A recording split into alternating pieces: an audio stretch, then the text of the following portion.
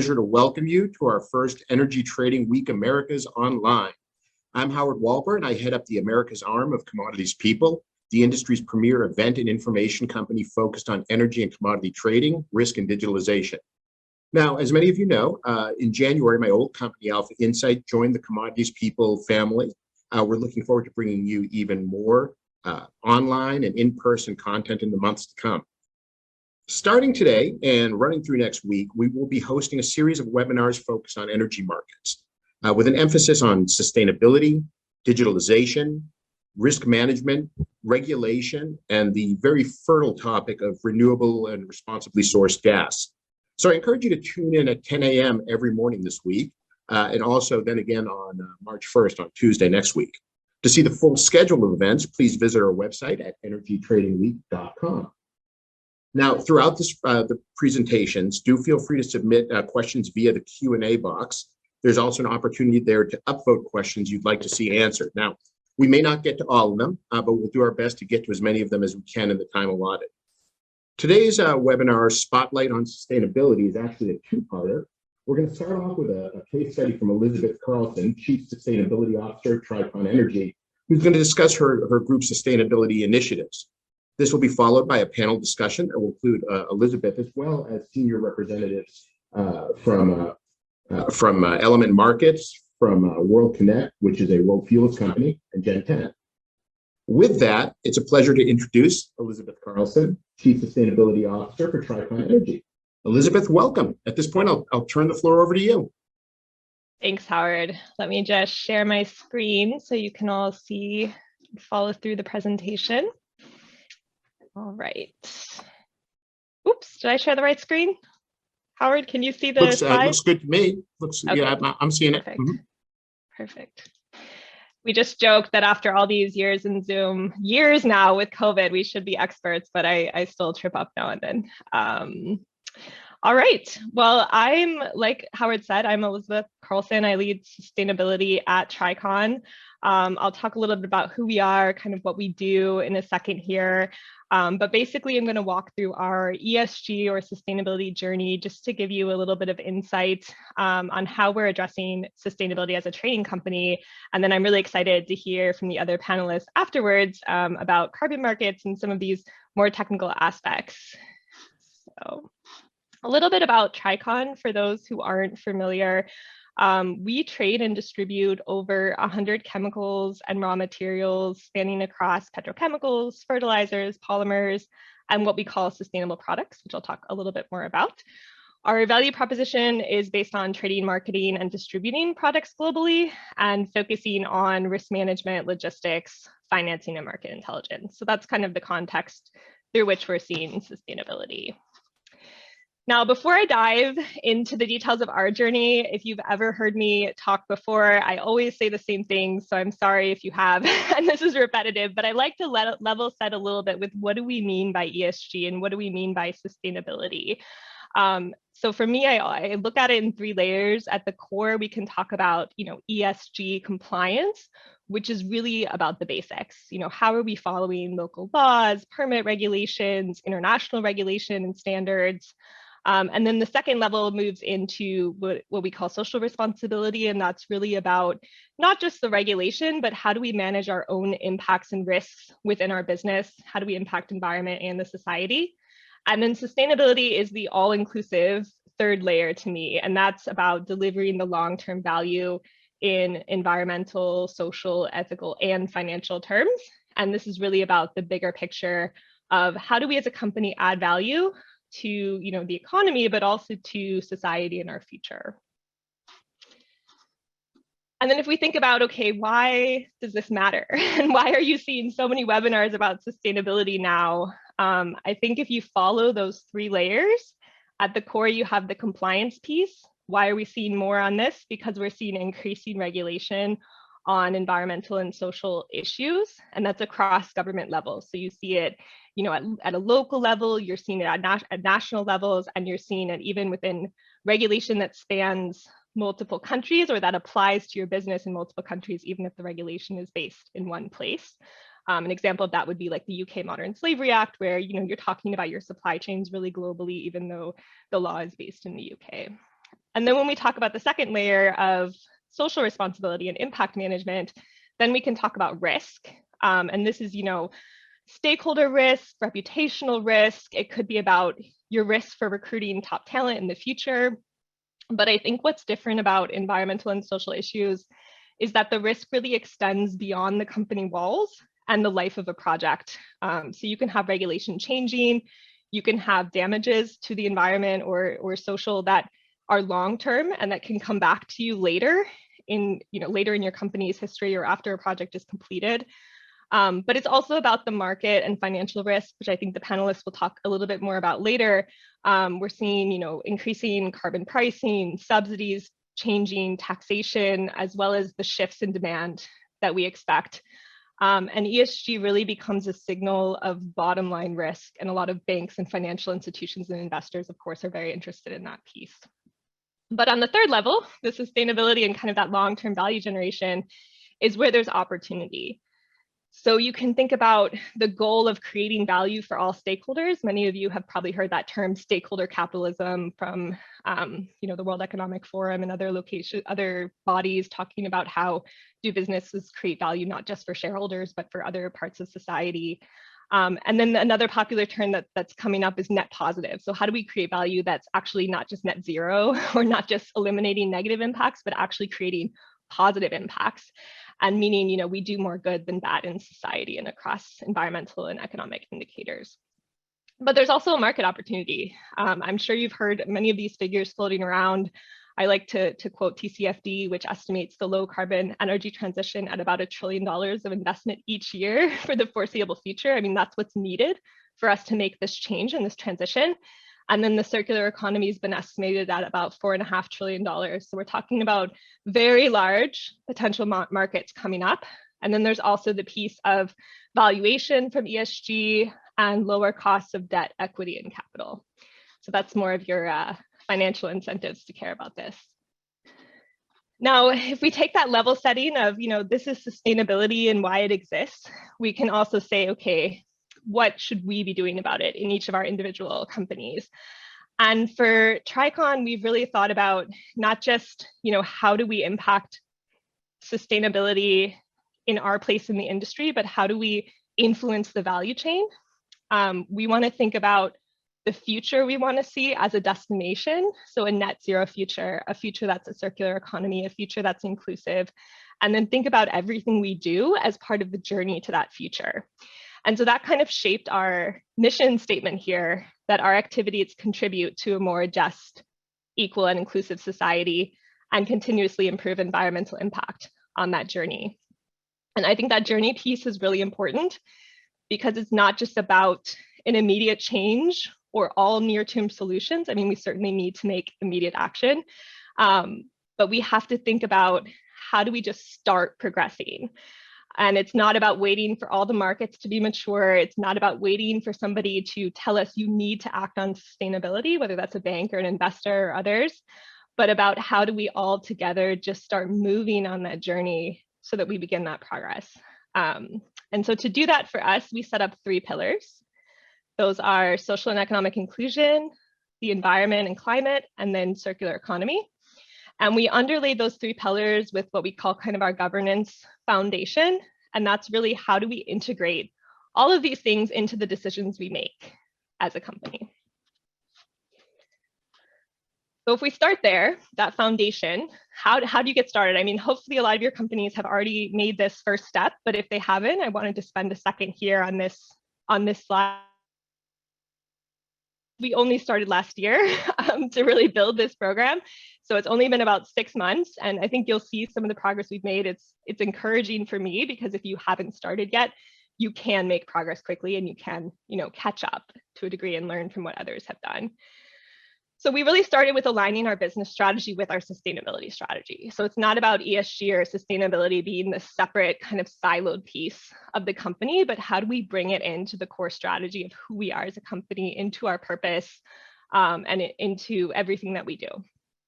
And part of that was looking at a concept called double materiality. So you may be familiar with this if you're in the sustainability world, but essentially double materiality means you're looking at the issues that impact your business and finances, but also the issues that impact the environment and society, regardless of how they relate to your business. So the reason double materiality is important is because if you look at some of the investor metrics on sustainability, they're really only looking at financial materiality. They're only looking at like, how do these issues impact your bottom line?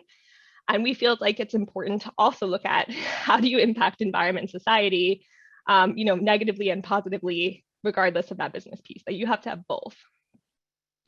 This process led us to the 3 pillars that I mentioned before, and we then created what we call an integrated sustainability management system. So that's composed of a sustainability policy, a risk management and due diligence process, a series of guidelines, environmental guidelines, worker welfare guidelines, our reporting methodology, and responsible sourcing, which I'll talk more about. We also started measuring our impacts. So if you haven't started tracking your ESG data, even if you're a small company, I really encourage you to get going on that. I mean, we're obviously seeing movements from the SEC if you're a public company, and even if you're a private company, if you have operations in the EU, for example, there's a lot of regulation coming in 2023 or so on sustainability reporting that impacts American companies. And it's also just good to know where you are and where you're starting from. Then reporting, right? So you measure your impact, and then how are you transparent about it? Not many trading companies publish sustainability reports. I think it's one of the industries that has one of the lowest, rates of reporting. And so we really want to change that. We're going to be issuing our first sustainability report next month. I was just in a very long meeting looking at all the design and content. It's not an easy task, but I think even if you're a small company, or even if you don't have, a big staff or opportunity, you can do the basics of a sustainability report or integrate it into your annual report to increase transparency for the industry. And then finally, what's really important to us is multi-stakeholder collaboration. So when you're a trading company, you're right in the middle of the value chain. You're dealing with suppliers and producers and manufacturers. You're also dealing with end users and processing plants and facilities. So there's not a lot that you can control directly. And we feel like it's very important to work together with our suppliers and our customers and the international community. And we've joined various alliances and things to that end. And then the last thing that's key for us is this responsible sourcing and product stewardship standard, and making sure that we have those expectations out there. With those efforts, we achieved in 6 months silver status on EcoVadis, which is the largest provider of sustainability ratings. The silver status for our industry puts us at the top 3% of companies in our industry. So we consider that a really great achievement, but we're hoping to improve in the next 3 or 4 months and even get a higher score coming up.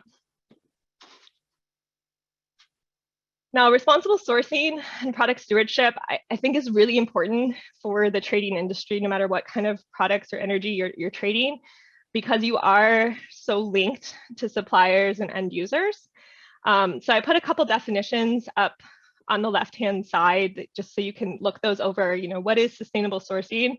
It's exactly this idea of integrating environmental and social issues into, how you purchase or select suppliers. And then product stewardship is the bigger picture. So that's the whole life cycle, whether it's a fuel or it's a petrochemical or a polymer in our case, how are you looking at environmental and social issues that cross that whole life cycle? Now, different companies have different roles to play in product stewardship. So obviously, if you're a producer or a product designer, or you're consuming fuels, you have a stronger role to play. Your piece of the pie is bigger. But the point of product stewardship is that we all have a role to play, even if it's a small piece in that journey. Practically, how do we do this? I put a little graphic there on the right-hand side. We're just looking at, how do we measure impacts? How do we evaluate risk? It's not just about our direct office operations. It's also about the link we have with other businesses and how our suppliers might be impacting people or the environment. It also means making sure that our products have a legitimate purpose in society and that they're part of the solution over time. And then aligning with international standards, for example, on human rights and climate, aligning with the Paris Agreement, and then actually considering all of these factors in the decisions that we make. I mean, those could be day-to-day decisions. How do we do logistics? How do we source products? but it could also be, you know, the long-term decisions of where are we going as a business? What do we want our purpose to be? And ultimately for us, it's about how do we influence for good? Because like I said, we have very little control. So we have to look at influencing or promoting these types of standards overall.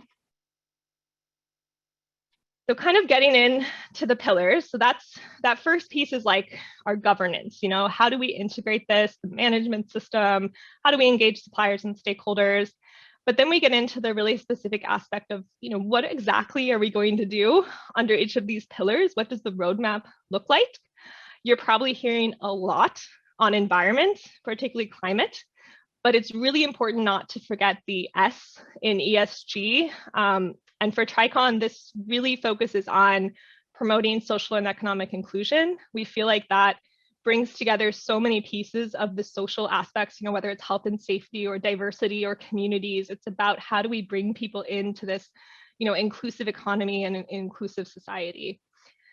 We focus on women's empowerment. So in the trading sector, you may have noticed that women tend to be a minority in the trading operations. So one of our key focus areas, we signed up to the women's empowerment principles. We're looking at how we can build that next wave of talent in gender diversity. We are actually really close to 50-50 in our overall operations. We're about 41% female, 59% male. So we feel like we're getting close there, but then when you start breaking down, you know, trading, management, and things like that, the statistics start to diverge. And so those are some of the things we're working on practically to create a social and economic inclusion plan. And that goes into our training and development programs. And then we have worker welfare and human rights as a key focus, particularly in the value chain. So when we talk about things like the energy transition, you know, how is that a just transition? How are we making sure that we're taking care of workers over time? You know, that comes into human rights. You can talk about with circular economy and plastics and recycling, you know, waste management workers in the informal sector. How do we look at that? And then for us, you know, just the basics of making sure that globally, when we engage contractors or our direct employees around the world, that we're providing, you know, ethical recruitment, fair terms and conditions, development and training, work-life balance, also not something that, you know, is necessarily very common in our industry, but making sure that we're providing schedule flexibility, looking at ways that we can really be proactive on diversity, not just about the numbers, but education and awareness and all of those aspects. So that's for us sort of the internal social, and then we take the 3 pillars and look at how can we apply these to the community. You know, it's not just about improving our own internal sustainability, but it's also about how we extend that sustainability into the communities where we work and that are part of our sort of extended influence. We do that through a volunteer program, which I know probably many of you have, but we're also trying something new, which we're calling kind of Project Zero. And it's the idea of how do we invest in actions that contribute to the journey, it's always a journey, to zero inequality, you know, programs that support education, employment, and value chains, zero emissions, or how we support renewable energy or nature-based solutions or carbon offsetting. And that will come in a little bit to some of our discussion on the carbon markets. We really look at that as a social investment opportunity when we talk about voluntary offsetting. And then zero waste, so programs that strengthen waste management and recycling, or that promote environmental education or behavior change in communities. And then the second pillar is your more traditional environment and climate. So probably what a lot of you think about more when you hear sustainability. We are doing a lot of the basics. We didn't have some of those basics in place around waste and energy consumption in the office. I mean, just thinking about what we're doing and how we're structuring our leases and things like that. We've introduced green leasing standards. So saying, you know, in the future, when we lease a building, it needs to meet these, you know, efficiency standards or waste standards or whatever it may be. We also are doing a Work Sustainably campaign. It's always amazing to me how we still struggle with the basics like recycling or turning the lights off. You know, we can talk about these big long-term transformations, but we still have some of these basics to come up on. But we also wanted to go beyond work and say, how do we help our employees be more sustainable at home, especially with a lot of people working from home? So we've introduced a financial incentive actually for employees to make sustainable choices at home. So if they contract renewable energy or put in solar or buy an electric vehicle, the company will provide financial support for that initiative up to a certain amount. And then the other piece for us is logistics. So when we do our scope 3 emissions, which we'll talk about in a second, 99%, apart from the products itself, 99% of our emissions are from logistics, mainly ocean transport, as well as some storage and trucking. So we're really trying to look at how do we start to engage, particularly on the lower hanging fruit like storage. How do we start to work with our partners to reduce environmental impact when they're storing these products?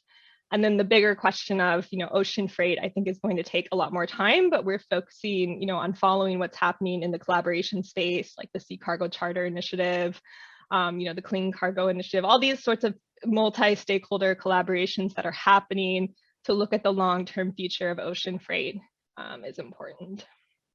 And then, of course, a lot of emphasis on carbon footprint. So I put a little graph in there for those of you who aren't as familiar with carbon footprint to just show you how the scopes work. So scope 1 is really, what are you combusting at your facility? For most of us, that's things like fuel. And then you look at scope 2, which is purchased electricity, heat and steam. So basically whatever you're paying a utility for. And then you get into scope 3, which is everybody's favorite subject. And that's all the things coming in and out of your business. So the things that you don't have direct control over, but your purchased goods, your logistics, your transport and distribution. Meanwhile, you're not doing those directly. Your business travel, employee commuting, all of the processing of any materials that you're trading, any investments that you're making, the end use. And this can get really tricky quickly. When we think about products we're trading, does that include then all the embodied carbon that go into the products we trade, as well as the end use of the products we trade, right? And that becomes a lot and challenging to calculate. But we are currently doing a full scope 1, 2, and 3 footprint. And we're also looking at what we call kind of product carbon footprint. So saying, what is the carbon intensity of the products we trade? And how can we reduce that over time? So how can we kind of reduce the intensity of our portfolio? And then this is the last slide that I have, but our last pillar, which is sort of, I won't say our most exciting pillar because I really love the social piece and the carbon footprint piece, but this goes into more of the sustainable markets. So we really see our role as a trader as how do we help enable sustainable markets? I mean, there's huge demand for sustainable products or more sustainable products. There's a lot of issues with supply. There's a lot of inefficiencies in the market. So what is our role in terms of making that market more efficient and filling in the gaps that exist? We focus this on circular economy because we feel like, first of all, polymers is a big part of our business. So we feel like with the plastics, that's a huge theme, but also it's just all encompassing. So if you look at this definition from the Ellen MacArthur Foundation, which is one of the leading organizations on circular economy, it's really about how do we design out waste and pollution from our entire system? How do we keep these products and materials in use? And then the whole idea of regeneration of natural systems. It's commonly associated with plastics, but it is all materials. It's not just plastics, and it's much more than recycling. That's another kind of myth that we see is people think circular economy and just think off the bat recycling. But under this pillar, we are focused on probably 2-3 main areas. One is ending plastic waste. So we do invest in social programs, or we're trying to invest in social programs, mainly through the Alliance to End Plastic Waste, which has over $1 billion fund to help, you guessed it, end plastic waste in the environment. So it's all about how do we increase this, opportunity for waste management, but also create better systems across the board. And then the second area we really feel like we can contribute is that market piece. So we're all in the middle of the value chain. Our skills are connecting supply and demand. And when it comes to circular, renewable, and low carbon products, there's high demand, low supply. So we think we can help bridge that gap. We're certified as a trader of ISCC Plus materials, which is a leading certification for bio and circular products. If you're not familiar, there's several out there, but we feel like ISCC Plus is one of the most common ones. We're also exploring the world of plastic credits, which is very similar to carbon credits, if you're not familiar, but they go against standards like the VERA and plastic waste reduction standard. The same with carbon credits. We did establish our carbon offsetting methodology, and that covers, additionality, permanence, social impact, alignment with these international standards. And we feel like it's really important whenever we talk about offsetting, whether it's plastics offsetting or carbon offsetting, that there is full alignment with these standards. It's very difficult to show the change. It's very difficult to say whether some of these offsets are actually driving the right behavior or not. There's about to be some changes in the EU regulation kind of geared at this, saying, it's not driving the behavior we want it to drive. So we're going to shift how we do this. We're going to make the carbon credits a little bit different to try to get people to actually reduce rather than just sort of take advantage of the system. So there's a lot of issues to deal with on the credit side, but we think it's worth exploring because they do provide a market mechanism, right, to invest in infrastructure and technology for the low carbon economy and for the circular economy. So that's really where we are. We're working very closely with customers, suppliers, our banks and financing institutions. It's a journey. We're just starting, but we wanted to present here today just to, encourage everyone to get on this journey if you haven't already, and help us all to create this future that is net zero, circular, and more inclusive. So with that, I will turn back over to Howard.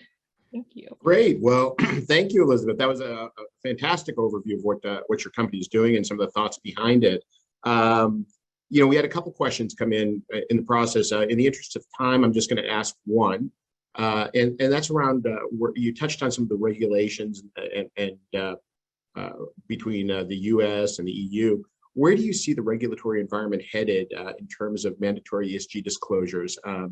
Also, just curious if you expect there to be real international harmonization of these initiatives.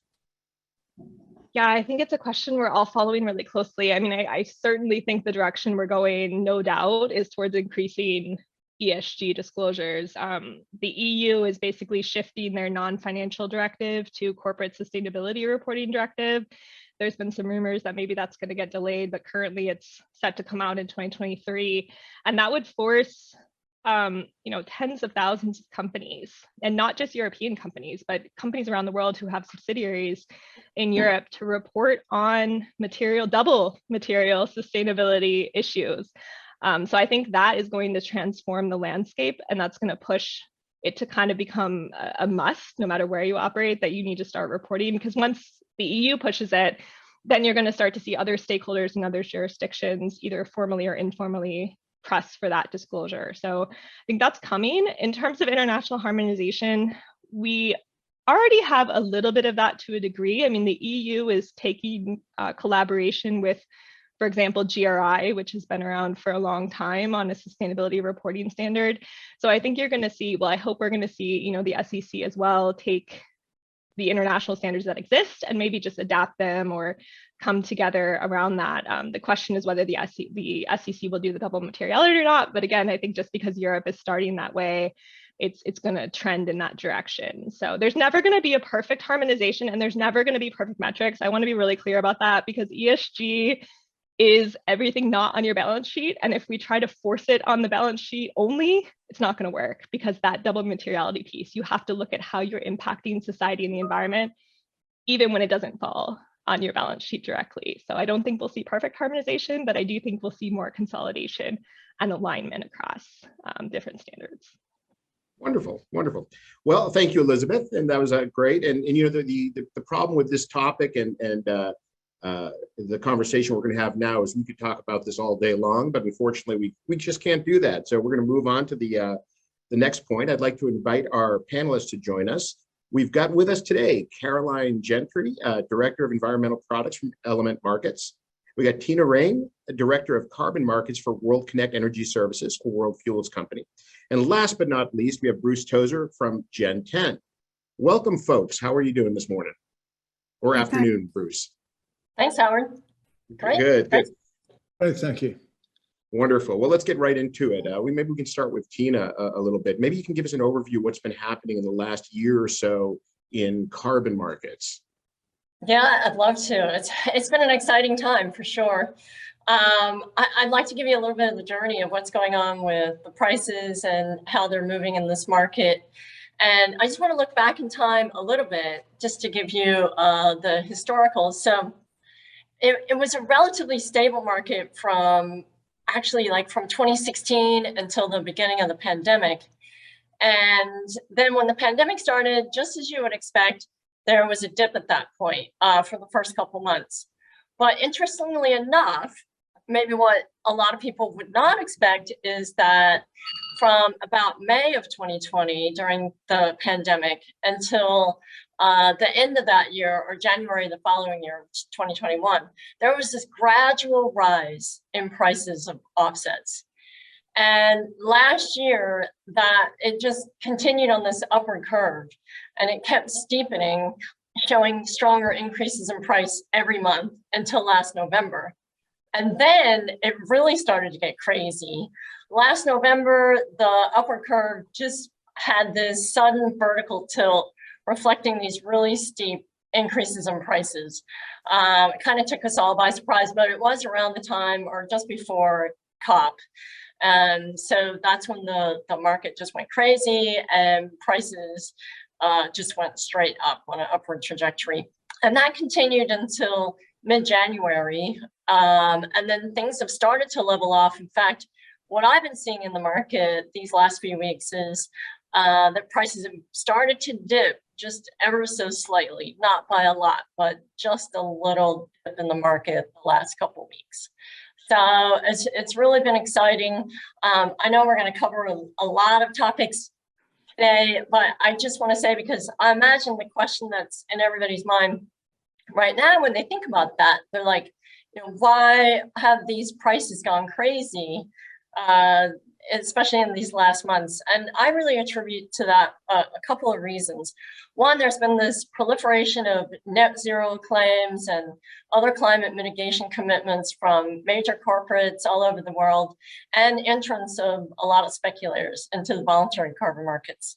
For example, trade houses are in, and now they're buying and wanting to hold supply because they see that these offsets have a lot of value and the value is continuing to move up. Well, just one additional piece I want to mention, it's kind of a side piece, is that there is a new player in the market in addition to, you know, some of the trade houses that have entered this last year, but that's the carbon crypto market. And some of the cryptocurrencies have come in and just swept up the cheap, older renewable credits from China and India, and that's started to push up the prices, or had an impact on the prices as well.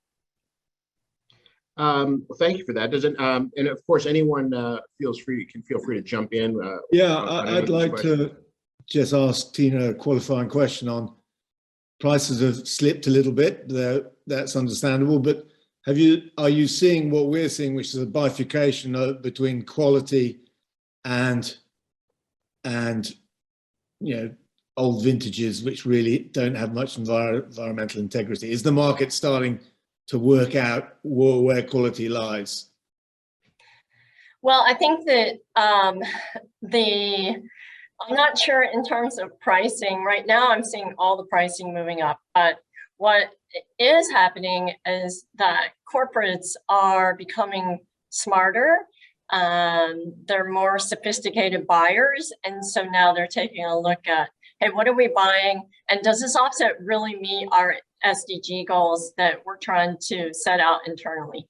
And if you look at Elizabeth's presentation, it's a perfect example of how sophisticated buyers are now and how they really go deep into their sustainability goals and what they're trying to accomplish and what the path looks like.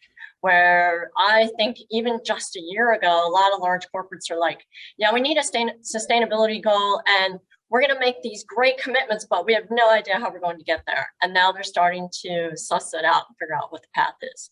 So that's definitely being reflected in the prices as well. Well, that's actually a good question. You know, we touched upon in some of our earlier conversations, just how savvy are buyers about these markets, and ultimately, are they prepared for kind of the changes that are coming down the pike? I think standardization is becoming more important. There's companies are very aware of the reputational risk of buying allowances or offsets that later turn out to be invalidated under the various schemes. And, you know, as Tina referenced, those renewable credits from renewable energy projects in China and India that used to qualify for offsets are now being questioned because renewable power is cost parity with fossil fuels, so it's not considered additional anymore. And that's why you're seeing this sort of bifurcation in terms of, you know, what's considered good quality offsets and anyway tons.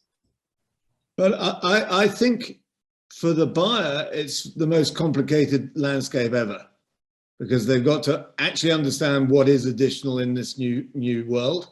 They need to make the difference between removals and carbon neutrality, which is a subtle difference, but an important one.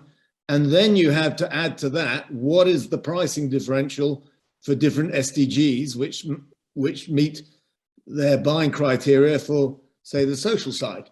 So in terms of actually running a marketplace, getting the pricing right, being able to hedge that forward is very, very complicated. And just getting the contracts, I think we're way behind where we were at the end of when, you know, what I call carbon 1.0, when a lot of CERs were being traded and there were some decent standard VR contracts at the top end coming in. There's been a lot of new players arrive, not all of them with the standards and experience and understanding the legal risk and due diligence which needs to go into this. So I think we're still in a phase where the market will be finding its feet and there will be scandals because things will have been misrepresented. So my concern being active in this market, but also what we're doing at Gen10 is trying to help both the buyers and the sellers really manage the process around contract risk, portfolio management risk, and the open long position that if you've made a net zero commitment to, say, 2030, 2050, sure, if you can reduce, and you have to reduce your emissions by as much as you can, but your residual open position, if you're an intensive energy user, could be the biggest risk on your balance sheet, much bigger than FX, much bigger than interest rate risk. And I think the market is yet to fully get its head around what that means.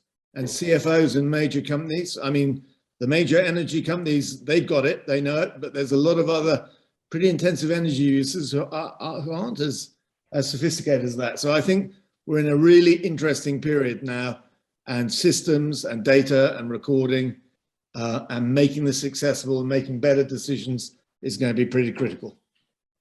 You know, Bruce, while we're on that topic, again, one of our earlier conversations, you mentioned talk about risk is sort of only seeing the tip of the iceberg in this situation. You know, can you go a little bit more into the sort of risk buy-side companies hold on their balance sheet in this type of situation?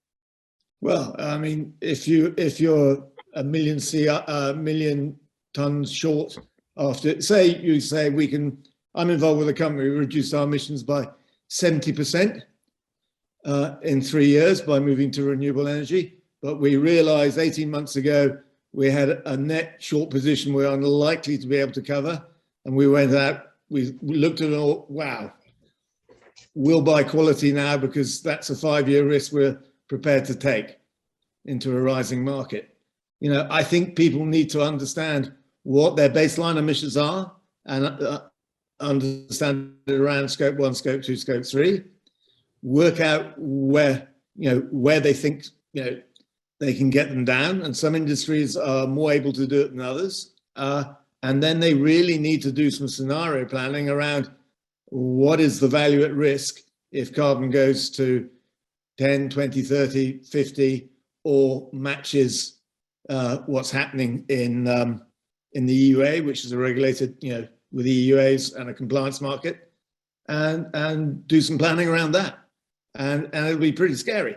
But I would just like to say, this is not a one-way market. This is not a one-way risk. A lot of people come in and think it can only go one way. It can go the other way. So, you know, it's not a risk-free ride. And the thing with carbon is, unlike any other, it's a quasi-commodity. It's not a commodity, it only has value not being used or not being created. So if the market does get long, suddenly that value can go to zero. So you have to really think in the round about this and take some strategic decisions. But sitting there waiting for things to happen and hoping it'll be okay is not an option in my view. Yeah, and just to add on the back of that, it not being a one-way market, actually the three of us, Caroline, Bruce, and myself, we've been in the market when it went the other way. So we've seen that that can happen. It's certainly, right now, it is headed in a different direction and everybody thinks it's up, up, up. And, you know, hopefully it will continue to be so, because that will drive investment in more projects. And that's what we want to, that's how we'll really create change. Another issue, Howard, with your question on what's the risk on the balance sheet. Something that I think all three of us in the market do is we assess the reputational risk. And Bruce was asking, you know, is it a bifurcated market? Which would say, you know, are companies really looking at, we only want super high quality offsets? So that's a factor that companies have to consider. Does it pass the litmus test of a high quality offset? But I'm not yet seeing the complete bifurcation of the market. Buyers are more sophisticated and they do want high quality offsets, but there's still a bar where they're saying we'll buy as long as it's above this bar. And I'm seeing that only because the market has moved so fast. If you can imagine prices going from an offset a year ago, like a renewable energy offset, that's the low end of the market in terms of pricing. And Caroline mentioned, you know, is it even additional anymore? I agree with her. But that end of the market, maybe you could buy it $1 or $1.25, $1.40, whatever it was a year ago. And now those are going for $7. So customers are still price sensitive. This is a big hit to their balance sheet and they're trying to get their head around that. Yeah, it's a very different proposition when you're talking about $1 a ton versus $7 a ton. Yeah. But, you know, we always advise clients to reduce emissions where you can first. So measure, reduce, and you offset what you can't avoid. And don't necessarily just go for the cheapest tons. Make sure you understand that these are real reductions, that they are permanent reductions, and make sure you have it written in your contract what happens in the event that something comes along. You know, the offsets fall under a new regulation. It turns out that the emissions escape, they're not permanent, or something happens to the project. You need to make sure that's all watertight so that you're protected. Okay. Well, thank you guys. Moving on to the next question. You know, this actually backing it up a little bit, because we've been talking about risks all along, but there's the risk on top of this all of CEO commitment. You know, so you have a lot of CEOs out there talking about you know, their net zero goals. You know, how does that impact the marketplace? What are the risks there? And this is the first I've heard this question posed, which is net zero enough, or are we going to be getting to a point where people are going to be wanting to go beyond net zero as in their goals? Maybe Elizabeth, you're muted, but maybe you could take first stab at that. Yeah, I think you know, I've been working in sustainability since, you know, academically or in corporates and nonprofits since about 2006. And the crazy thing is how fast that commitment has evolved, because it was so long fighting for CEO support and trying to get this engagement at the top level. But I think over the last year or two, like somebody just mentioned on the panel, that we've had just terrific growth in these commitments. And it's sort of like once one company in one sector does it, then everybody, you know, kind of jumps and follows suit, because there is, especially in the energy industry, benchmarking is such a big thing. So as soon as somebody declares net zero, you start to see the ripple effects. And there's still, you know, only a small percentage of companies have set truly net zero, kind of compliant with the science-based targets. But I think as you see these leaders, these CEOs start to lead in that space, it's just natural that there becomes a new standard, right? Like net zero becomes the normal, and then you have to move beyond that. And so that's where we're seeing this concept of sort of net positive come up, and that's coming from Paul Pullman, who just wrote a book called Net Positive. And it's saying, you know, it's not enough just to reduce our impact to zero. We actually have to create positive value. And so you're seeing CEOs look at this as an opportunity. How do we create new business markets that actually serve the needs of society and the environment? And that's a lot of what we're talking about here with, you know, carbon credits, and how does this become something that actually, you know, isn't just a greenwashing, but how does it become something that enables net zero? Because we're actually investing, we're actually getting the capital to invest in new technologies, to invest in new infrastructure, which enables us to reduce carbon, and then enables us to look beyond that and say, how do we create other types of positive impacts in the environment? Next question. I think this is kind of in, Bruce, did you have something to add to that?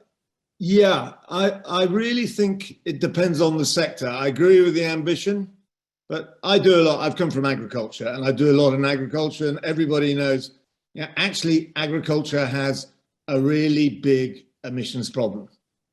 And farmers who are being encouraged to sell their carbon long term, I'm telling my friends, don't do it. Work out what your carbon position is, work out how you can reduce it, work out how you can keep credits. But if the supermarkets and Paul Pullman's old employer Unilever say to farmers, I want net zero carbon, the last thing they should have done is sell their carbon credits. They're going to need it. You know, there's some sectors we will struggle to get net positive. So I think it's a sectoral approach is really important, and you need to be really canny and realistic about it. I think there's a great opportunity for agriculture. If society and business wants to pay to go net positive, to take marginal land out and get people to do, you know, really set it aside for biodiversity and for carbon. But that's not a business proposition until we have, you know, policy which underpins that.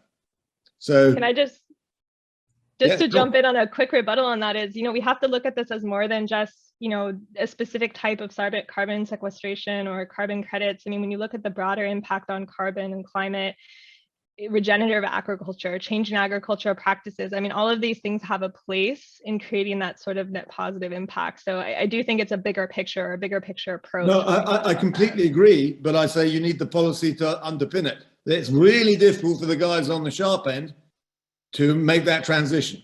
If they've just been told to do it, and we're pushing the cost of that down the line, right? That's what I'm saying. Fair enough. All right. Well, let's move on to. I think this is a question. I think maybe Caroline could start with. Just a little insight for some people. How do RECs and carbon offsets compare? Yeah, so some companies have set very specific targets. So it all depends on what claim you want to make. So if you want to say you're using 100% renewable energy, obviously you can either buy the renewable energy, you can build your own plant, you can have a PPA, or you can buy RECs, unbundled certificates. Now, some companies want to cover the carbon emissions from their consumption, and then they can have the choice of buying either RECs or carbon offsets. And usually it works out cheaper to buy the carbon offsets. It depends. You have to look at the generation mix in the state that you're in, because it will depend on what renewable energy displaces. But there are sort of other co-benefits to renewable energy. So that's why, you know, RECs tend to have a value that goes a little bit beyond just the carbon emissions. So I think, you know, each company needs to decide first what sort of ESG goals it wants to set and what claims it wants to make.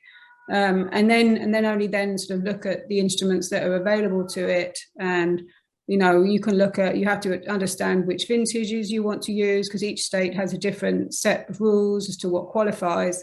And just make sure that you really understand the rules and that you're working with a company that you know is in touch with what's going on, because it's changing all the time. Gotcha. You know, you and I back in the past, we both spent a lot of time looking at coal markets. I was curious, you know, how carbon offsets can be used by maybe the coal industry, sort of to maybe increase their ESG ratings and access to capital? Yeah, so I mean, the short answer is you know, coal companies can sort of rather counterintuitively be often on the sell side of environmental commodities rather than the buy side. Many coal units are, you know, regulated already, and there's not a great deal you can do to reduce your emissions for a coal-fired power plant unless you invest in CCS, which has had a rather sort of, you know, checkered you know, history. There are some units running, but it's still sort of a ways off from being really sort of scalable. And then hydrogen again is quite a long way away. So really, you know, we have seen some mining companies buy carbon offsets, but typically, you know, coal units tend to be involved in, you can get offsets for coal mine methane projects, for example, with certain restrictions. And you can also use the gas to sell to generate electricity. And in some states, you can get RECs from generating electricity from coal mine methane. And some states, such as Pennsylvania, you can even get credits for burning waste coal. So there are all sorts of opportunities, as well as a cost for coal plants. So I think there's a little side discussion going over here about you know, how at what point will you know, there be a shortage of credits out there, and at what point are prices going to skyrocket? I'm going to throw that open to the team here. At what point does this become a real demand, a real supply demand issue?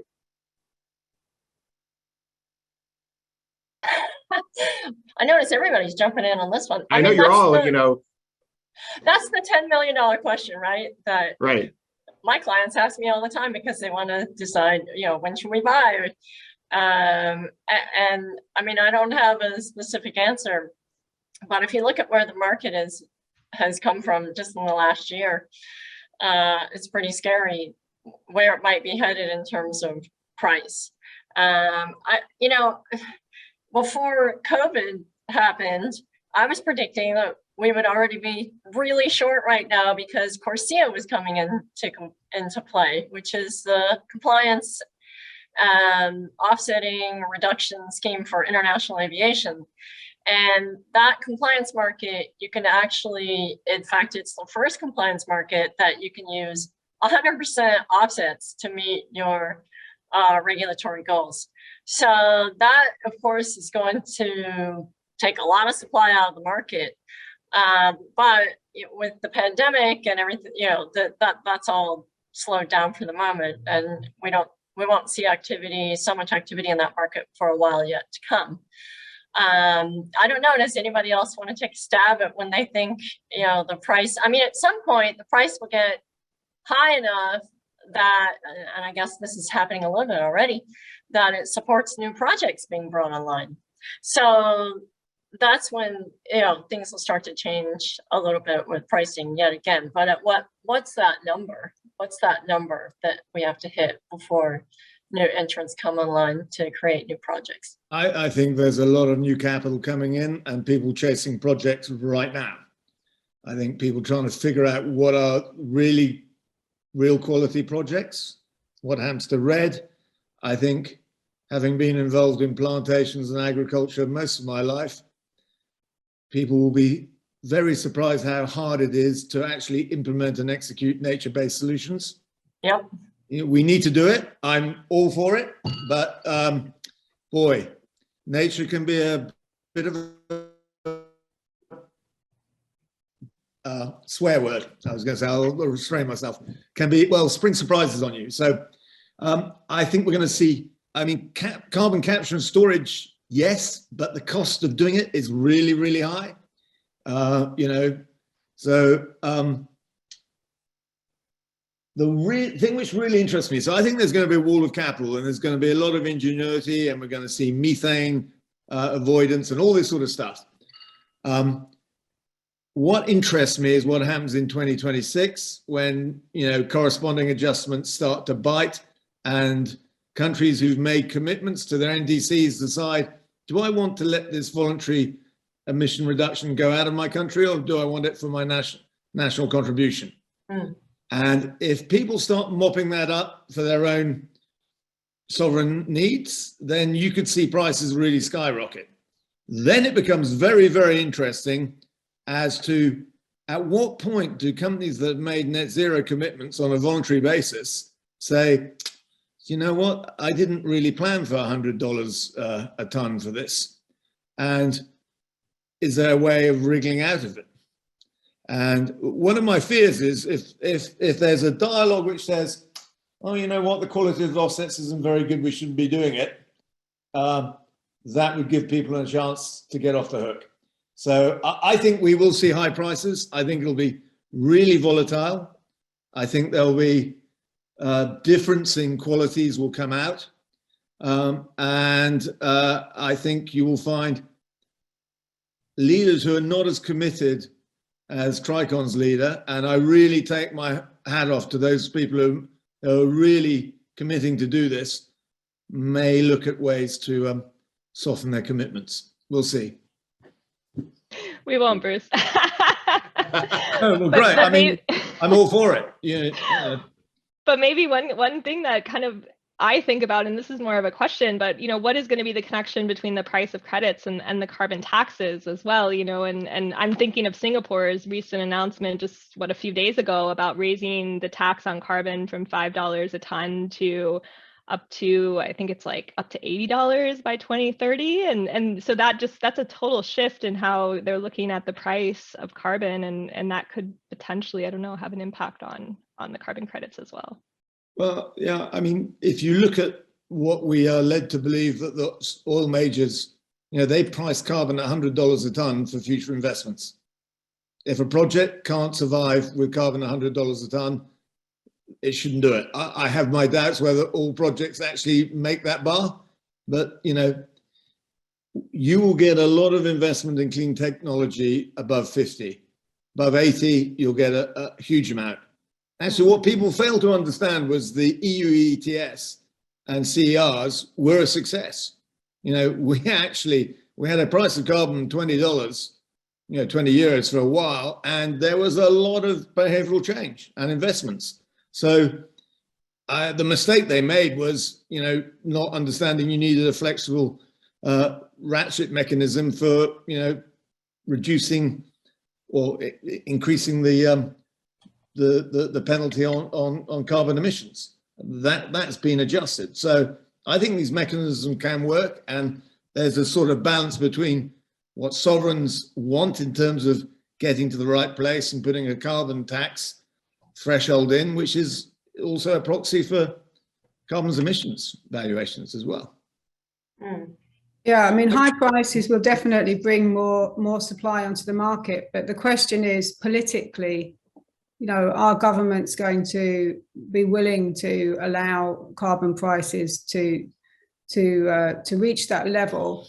And then when you see what happened in France with the yellow jackets, and look at what's happening in Europe with the really high fuel prices, I think that's the big question. It's not, yes, for sure, carbon offsets are going to increase in price, probably to $80, $100 a ton. But yeah, it's really difficult to imagine the impact on the economy. I just want to add, sorry. Go ahead, no, please. Thanks. So just on that note, yeah, right now we're seeing removals. So I don't know who all is out there in the audience, but I just want to mention, since we're talking about these $100 prices, that there is the removals market. So that's some forestry projects, and that's things like biochar. Those credits right now, those offsets are going for $100, $130 a ton. And that's but good quality, I take it.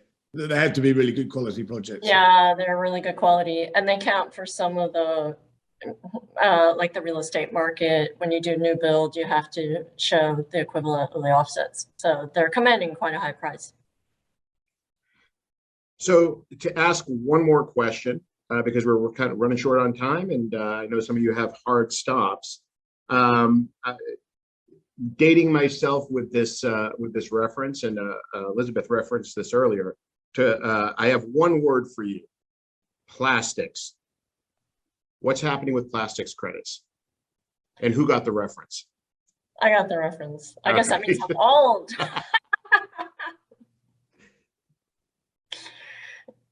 Plastics credits. Any comments on that?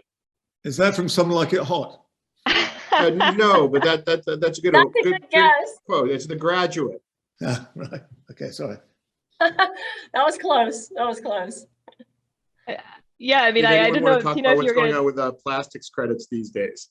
Since I mentioned it, I can take it. I mean, it's a new market. It's a brand new market in the last year or so that's popping up, and it's this idea of basically taking the idea of carbon credits and copying it for plastics and recycling. And there's, I think 2 types. You can look at it as a credit of like actually removing the waste, and then a credit of actually recycling.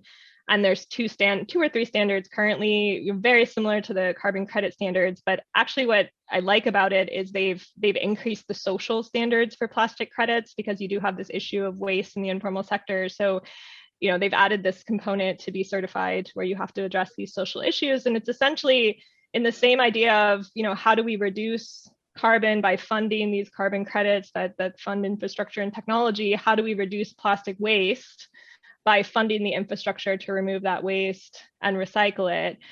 Same controversies around plastics credits as carbon credits. Are they high quality? Are they, really additional?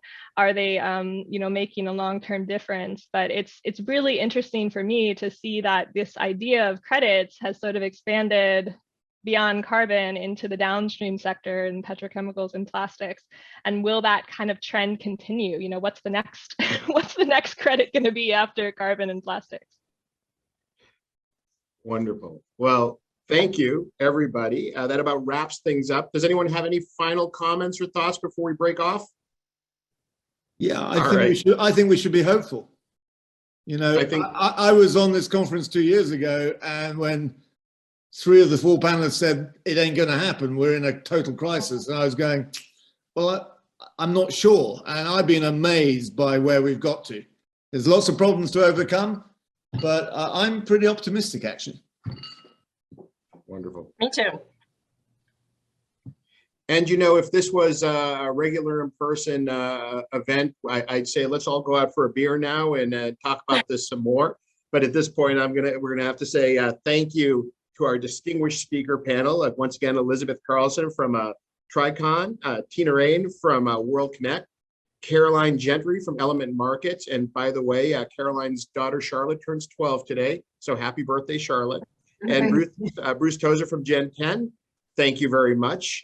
We hope you join us for tomorrow's discussion on digitalization, which will feature a case study from Jera Americas on building risk management platforms. It's going to be followed by a discussion with Sequant.io and Molecule about how today's trading and analytics technology can be adapted to meet tomorrow's challenges. So we hope you can join us. It'll be hosted, that second part will also be hosted by my friend Mike Prokop, who's with the Alliance Risk Group and one of the Committee of Chief Risk Officers key working group leads. So look forward to seeing you all again tomorrow, 10 o'clock. And once again, thank you to all our speakers for today, and everyone have a fantastic afternoon.